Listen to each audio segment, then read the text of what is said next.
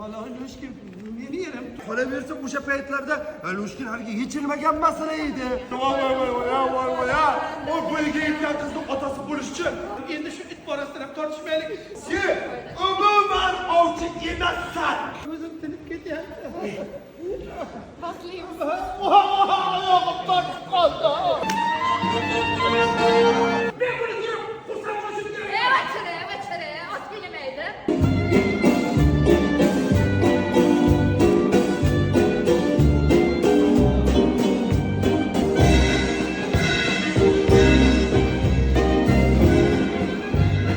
Shunaqa shirali ovozingiz borki, iltimos qilaman. Bilasizmi? Negadir yuragim siqilib, qinidan pastga chiqib ketadi. Gretsiyada dadam, amakim, akam, ukam kam bor. Eng zo'r mehmonlar, eng chiroyli mehmonlar bu bayramona to'y dasturxoniga taklif etilgan.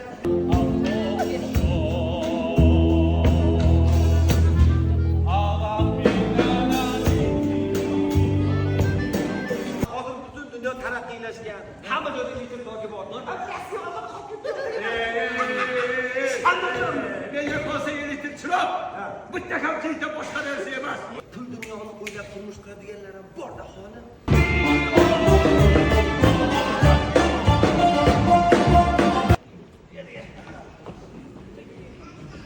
Dengizlarda yurgan paraxodlardan chiqqan. Aytdi, nega Lekin senikiga gap yo'q.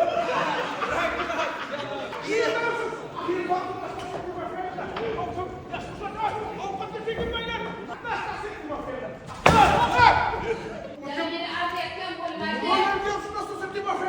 Haligi Furot generali. Qaramlardan qasamol. Janob sizni ko'rib boshimiz osmonga yetdi. Qani keling dasturxonimizga keling. Janob oliylari, men sizni Janob oliylari, men sizni tanishtirsam, nimaga sen meni janob oliylari deb chaqiryapsan? Men general emasman-ku. Qachon iste'foga chiqdingiz? Ha, siz to'g'ri aytasiz.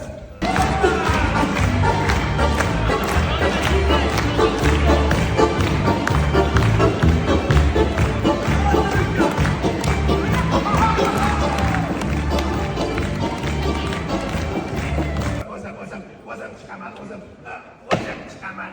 Oxiri sabring chidamasdan, yashanglar azamatlar deb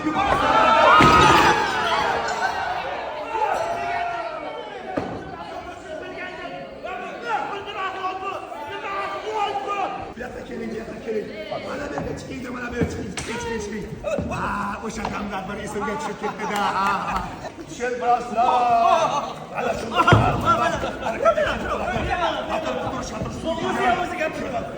Xudoyim, unda pul qani? Qari odamni, maryakni, xizmat ko'rsatgan ofitserni shunchalik ham haqorat qilish mumkinmi?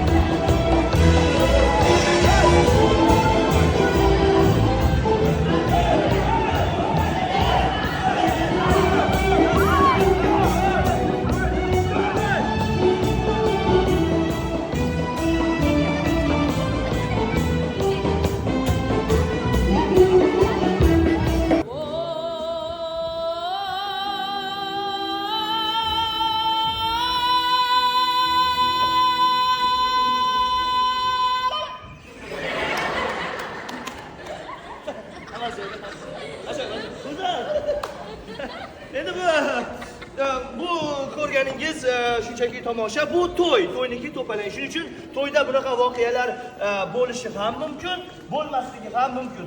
E'tiboringiz uchun rahmat.